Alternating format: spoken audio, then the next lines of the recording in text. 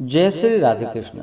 आप सभी का हमारे YouTube चैनल पे बहुत बहुत स्वागत है। आइए सुनते हैं ज्येष्ठ मास संकष्टी चतुर्थी व्रत की कथा।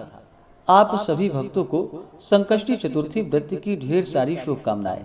आप सभी के जीवन में भगवान गणेश जी की कृपा से आप सभी को सभी प्रकार के सुख और समृद्धि की प्राप्ति हो।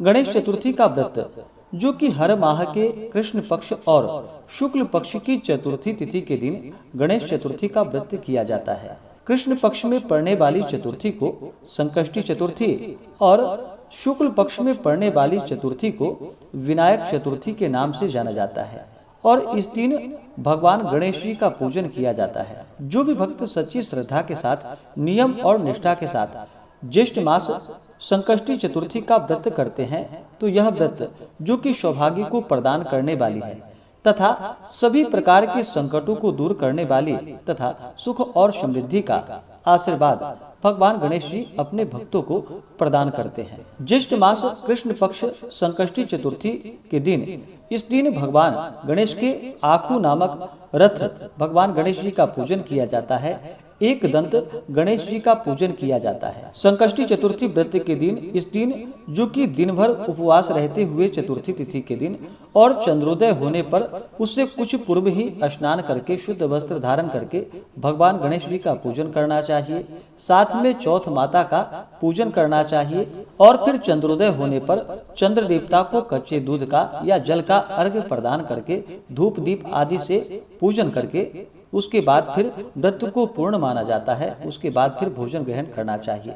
इस प्रकार से व्रत को धारण करने से भगवान गणेश जी अपने भक्तों के सभी प्रकार के दुख और कष्ट को दूर कर देते हैं। तो आइए सुनते हैं ज्येष्ठ मास संकष्टी चतुर्थी व्रत की कथा। तो बोलिए प्रेम से भगवान गणेश की जय, भगवान भोलेनाथ की जय, माता पार्वती की जय, सर्व देवी देवता की जय। बहुत समय पहले की बात है कि एक बार माता पार्वती जी ने गणेश जी से पूछा कि हे पुत्र, ज्येष्ठ मास की गणेश चतुर्थी को किस प्रकार पूजन करनी चाहिए?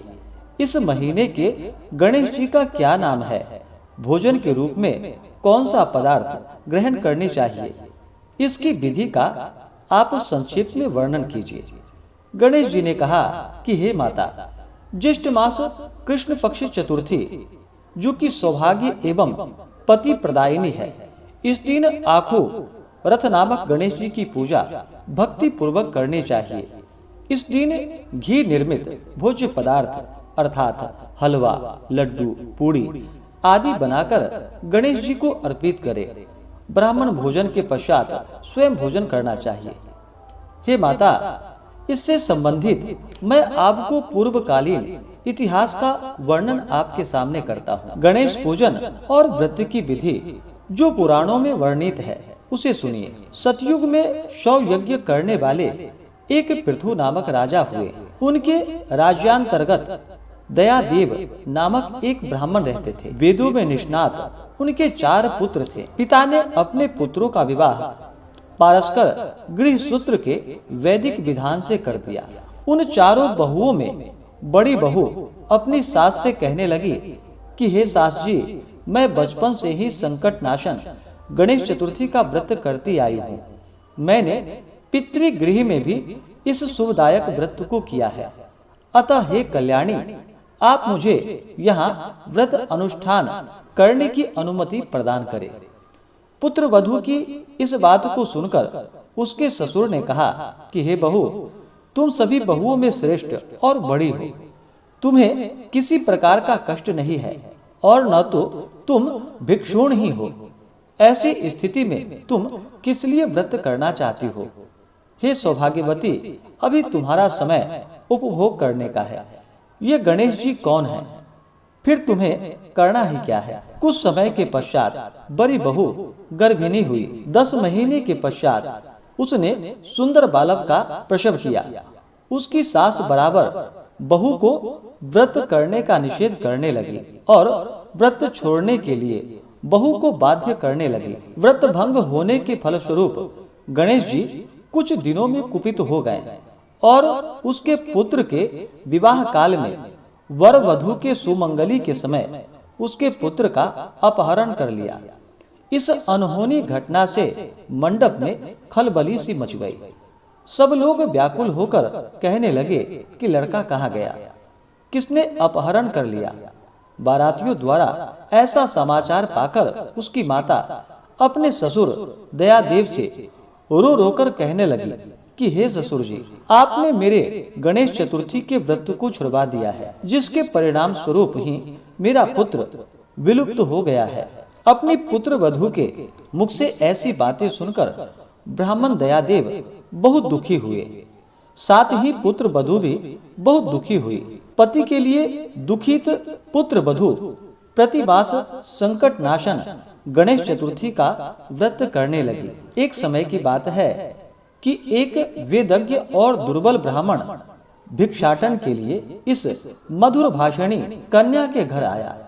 ब्राह्मण ने कहा कि हे बेटी, मुझे भिक्षा स्वरूप इतना भोजन दो कि मेरी क्षुधा शांत हो जाए।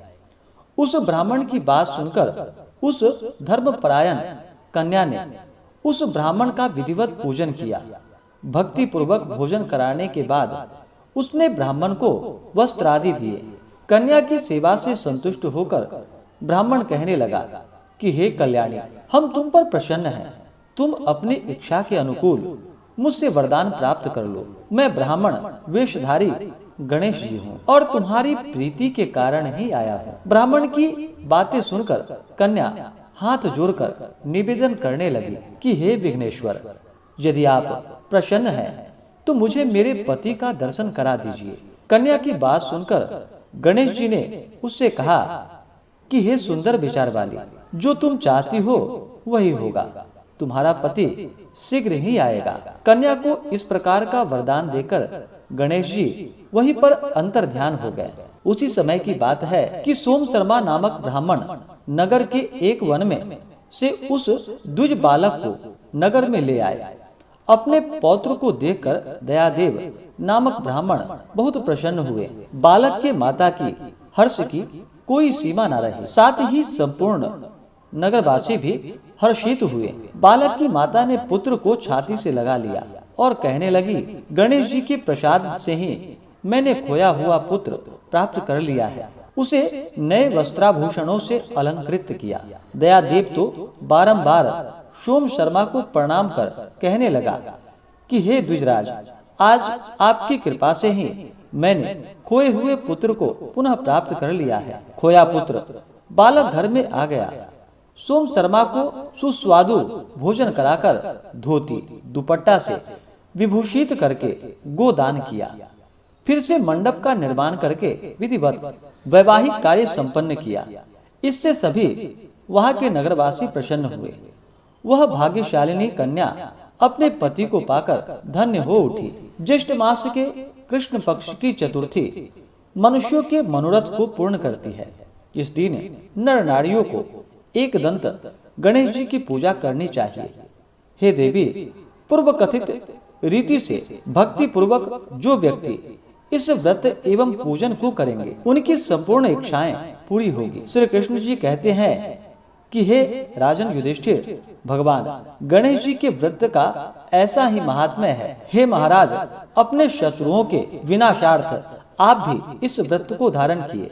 इस प्रकार से भगवान गणेश जी ने ज्येष्ठ मास कृष्ण पक्ष की कथा माता पार्वती से कही। तो बोलिए प्रेम से भगवान गणेश की जय, भगवान भोलेनाथ की जय, माता पार्वती की जय। इसी प्रकार से जो भी भक्त सच्ची श्रद्धा के साथ, नियम और निष्ठा के साथ भगवान गणेश का पूजन करते हैं, संकष्टी चतुर्थी का व्रत करते हैं, भगवान गणेश प्रसन्न होकर के अपने भक्तों के सभी प्रकार के दुख और कष्ट को दूर कर देते हैं तथा सुख और समृद्धि का आशीर्वाद प्रदान करते हैं। तो आशा करता हूँ कि यह जानकारी आपको अच्छा लगा हो।